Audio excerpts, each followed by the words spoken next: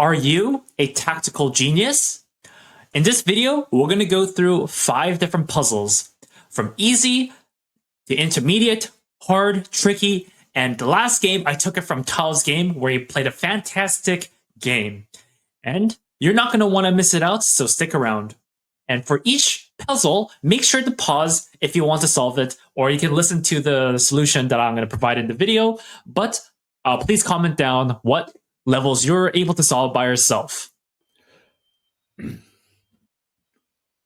It's white's turn to play, and we have this passed a pawn for white going down the board, but white is down the queen.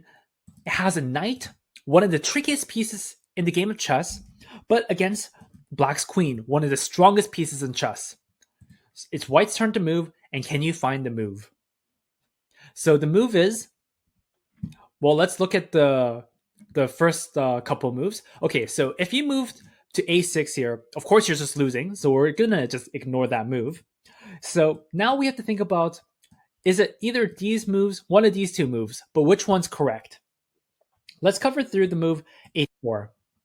If we have the move h4, and if black takes with the king, then we have this forking the queen and king on f5. And we will win the queen, and then we get to promote this pawn and win the game. But unfortunately, black has this resource. Queen takes h4. And now you can see the knight wants to check the king and the queen on f3, but our pawn is there. So we can't do that. So that's why the move h4 doesn't work. And now let's check out the move f4. Now this is the move. This is the brilliant pawn sacrifice that you had to see. So what happens if the king tries to run away? If the king tries to run away to h6, then we have this check, forking the queen and king. And so we would win the queen and promote our pawn to a win. So the king can't go back.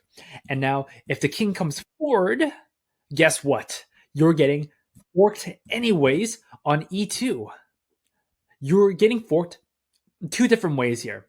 And so we can't run back, we can't take the pawn, but what if we run here?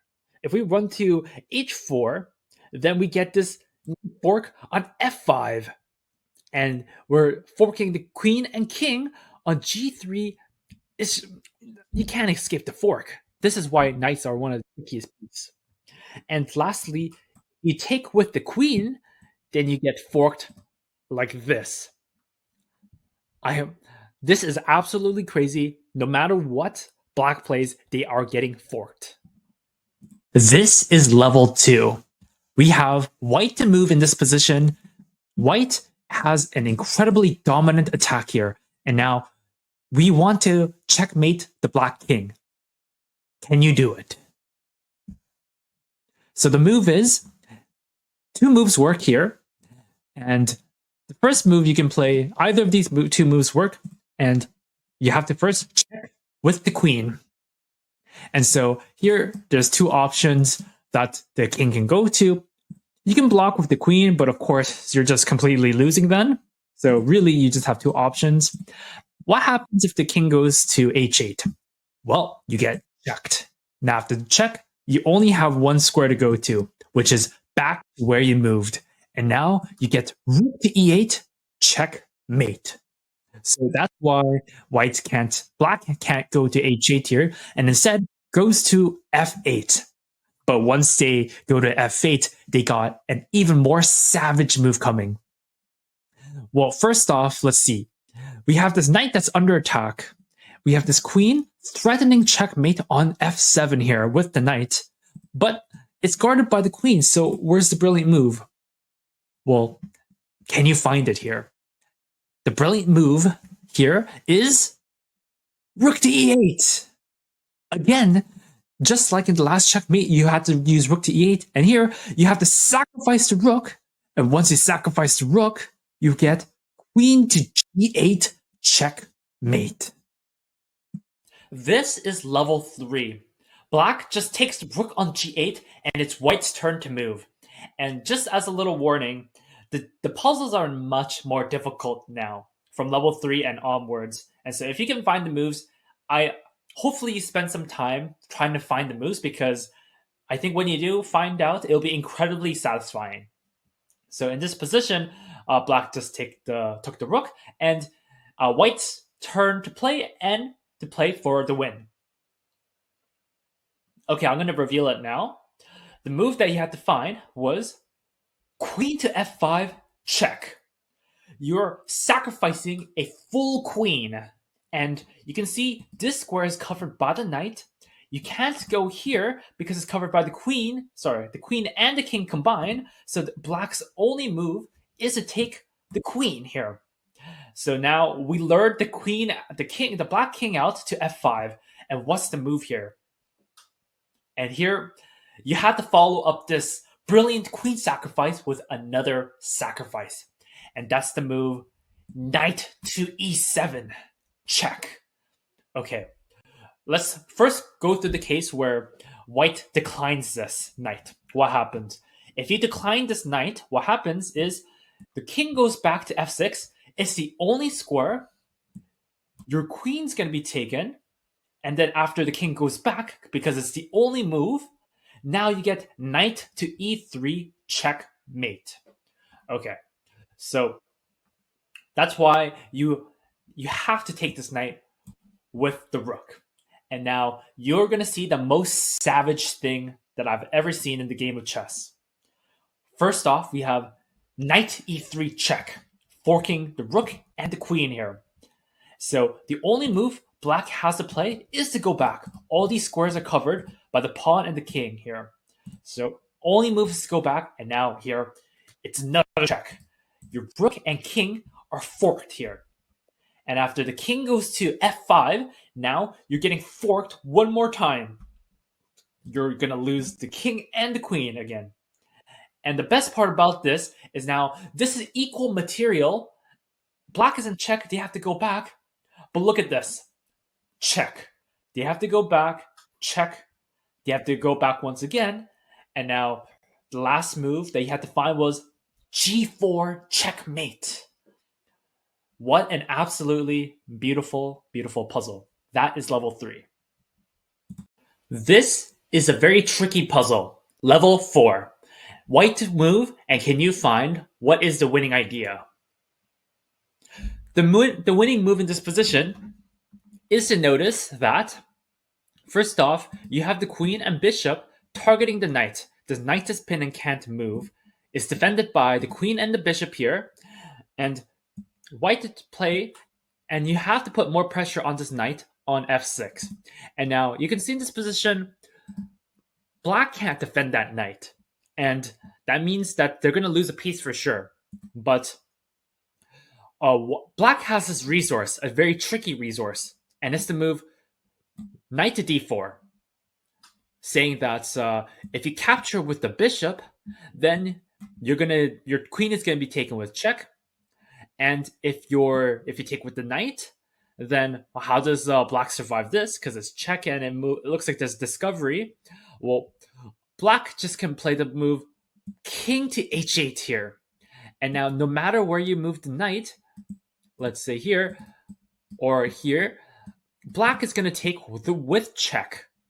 And that is very crucial. Black can take with check, and so this doesn't work. So those two ideas don't work. So after knight d4, can you find the move for white here? Which is the trickiest part. So the solution here is you have to find the move queen takes f6. You have to sacrifice your queen.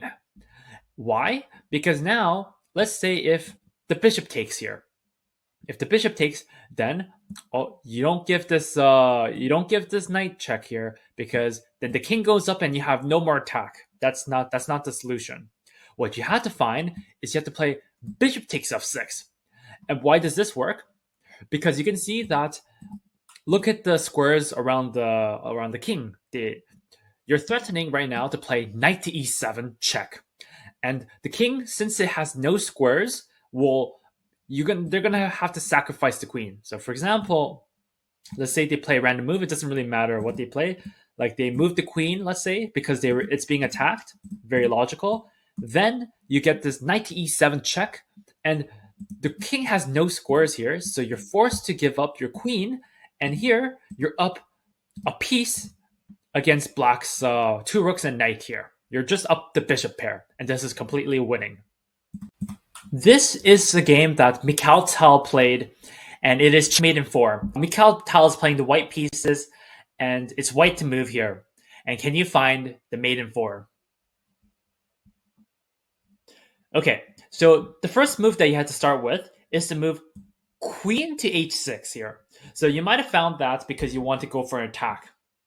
And because it's checkmate m4, you're going to win. But to prolong the game a little longer, black has to play this move, rook takes g3. And in this position, you have 3 options.